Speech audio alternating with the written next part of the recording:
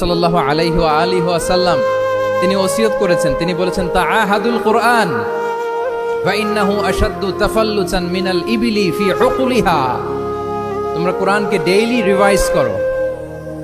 যারা তোমরা হেফজ কমপ্লিট করেছো, হাফাজাতুল কোরআন, তোমাদেরকে উদ্দেশ্য করে আল্লাহ রাসূল সাল্লাল্লাহু আলাইহি ওয়া আলিহি ওয়াসাল্লাম বলেন যে তাআহাদুল কোরআন, তোমরা ডেইলি বেসিসে কোরআনকে কি করো? রিভাইজ করো, রিভিশন দাও, মুরাজা করো, এটাকে সম্মান করো। ফাইন্নাহু আশাদ্দু তাফাল্লুতান মিনাল ইবিলি ফি উকুলিহা। কেননা পোষ মানানো হয়নি এরকম কোন বন্য উট যদি এটা রশি ছেড়ে দেওয়া হয়, এটা যেমনি ছুটে পালায়, দৌড়ে পালায়, এটারে ফিরে আনা যেমনি কঠিন, কোরআন হেফজ করার পরে, মুখস্থ করার পরে কেউ যদি ভুলে যায়, ওইটারে আবার রিভাইভ করা তার চেয়েও বেশি কঠিন। তো এই জন্য ডেইলি বেসিসে রিভাইজ করতে হবে। এবং আল্লাহ রাসূল সাল্লাল্লাহু আলাইহি ওয়া আলিহি ওয়াসাল্লাম তিনিও যাতে ভুলে না যান, বারবার কোরআন পড়তেন, বারবার রিভাইজ করতেন। রাসূল সাল্লাল্লাহু আলাইহি ওয়াসাল্লামের কষ্ট হয়ে যেত, ফলে আল্লাহ তাআলা বলেছেন লা তুহাররিক বিহি লিসানাকা লিতা'জালা বিহি ইন্না আলাইনা জামাআহু ওয়া কুরআনা ফাইদা ক্বরানাহু ফাত্তাবি' কুরআনা।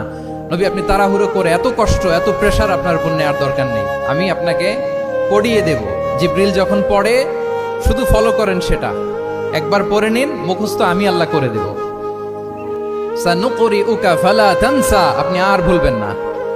এরপরে আল্লাহ রাসূল সাল্লাল্লাহু আলাইহি ওয়া আলিহি ওয়াসাল্লাম রেগুলার বেসিসে কোরআন পড়তেন, সাহাবাদেরকে কোরআন শোনাতেন, আবার সাহাবাদের কাছ থেকে কোরআন শুনতেন। তো এই কোরআনকে যদি তোমরা তোমাদের সিনায় আজীবনের জন্য রেখে দিতে চাও,